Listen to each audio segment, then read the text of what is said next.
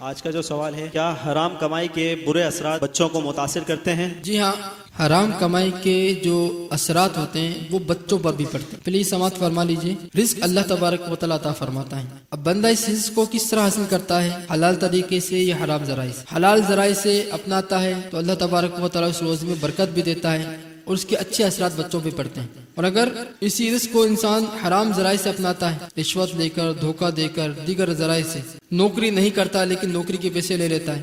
جاتا نہیں لیکن جو ہے اپنا ٹائم لکھوا دیتا ہے، بہت سارے جو حرام کے ذرائع ہیں وہ کام کرتا ہے، کام نہیں کرتا لیکن کام کے پیسے لے لیتا ہے۔ تو کوئی بھی طریقہ ہے، وہ جب کما کے لاتا ہے اس کو خود بھی کھاتا ہے، اپنے بیوی بچوں کو بھی کھلاتا ہے۔ ان تمام جو روزی جو حرام ہے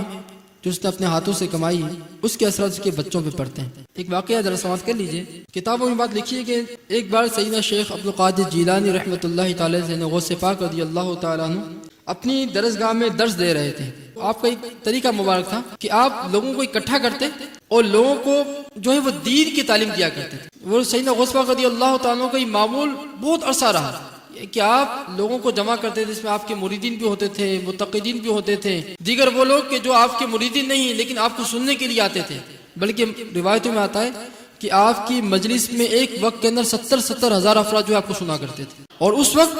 یہ جو مائک ہے جس کے ذریعے آپ سن رہے ہیں، اس وقت یہ ساری چیزیں نہیں تھیں، لیکن اس کے باوجود علماء نے یہ بات لکھی ہے کہ یہ آپ کی کرامتوں میں سے، جو آپ کے قریب جو بیٹھا شخص ہے وہ جس طرح آپ کی کلام کو سنتا تھا، آخر میں بیٹھنے والا بھی وہی کلام کو سنتا تھا، وہاں پر بھی ایسی ہی آواز کو پہنچتی تھی کہ اللہ تبارک و تعالیٰ نے کوئی کرامت عطا فرمائی تھی۔ تو ایک مرتبہ آپ درس دے رہے تھے کہ ایک گیند آ کے قریب آ کر آپ کی گر گئی، اور جیسی گیند قریب آ کے گری تو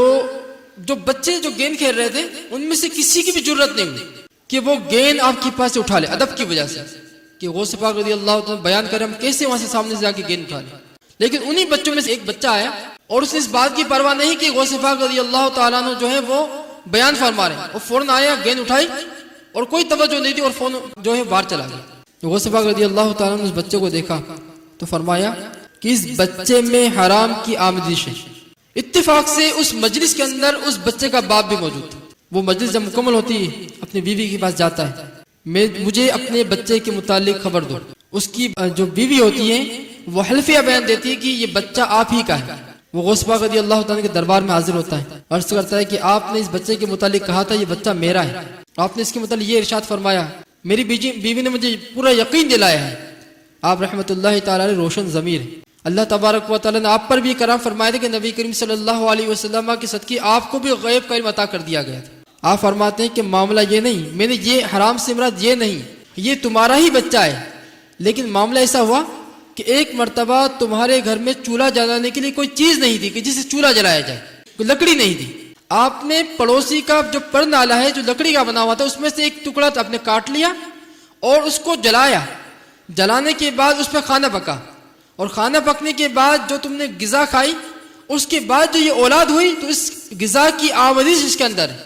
اس کی وجہ سے یہ بچہ جو ہے بے ادب ہو گیا۔ تو آج جو ہمارے بچوں کی جو حالت ہے وہ بے ادب ہوتے ہیں، ہمارے سامنے ہو جاتے ہیں، اس کی جو اصل وجہ ہے وہ ہمارا اپنا ان کو حرام کھلانا۔ ہم چاہتے ہیں کہ ہمارے بچے فرما بردار ہو جائیں، نیک ہوں، تو پھر ہمیں اپنی روزیوں کو حلال کرنا ہوگا، حرام ذرائع سے نہیں اپنائیں۔ آج ہم جب حرام کماتے ہیں کیا کہتے ہیں، کیا کریں، بیوی بچوں کا پیٹ بھی تو پالنا ہے، یہ الفاظ بڑے آسانی سے کہہ دیتے ہیں، لیکن یاد رکھیں یہی بچے پھر آپ کے سامنے ہونا جب وہ جوان ہو جائیں گے نا، کیونکہ آپ نے ان کو حرام کھلایا ہوگا، تو دنیا میں اللہ تبارک و تعالیٰ ان والدین کو یہ سزا دیتا ہے کہ جو والدین اپنے بچوں کو حرام کھلاتے ہیں، کہ جب بچے بڑے ہوتے ہیں تو پھر اپنے والدین کے سامنے ہو جاتے ہیں۔ آپ چاہتے ہیں کہ آپ کے بچے باادب بنیں تو پھر اپنے بچوں کو حرام نہ کھلائیں بلکہ حلال کی روزی کمائیں، اگرچہ کم ہو لیکن حلال کھلائیں۔ کسی نے کیا خوب کہا تھا، کہتے ہیں کہ اللہ تبارک و تعالیٰ ہمیں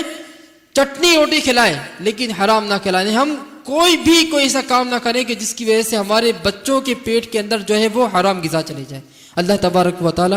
ہم سب کو حلال ذرائع سے روزی کمانے کی توفیق عطا فرمائے۔ وآخر دعوانا ان الحمد للہ رب العالمین۔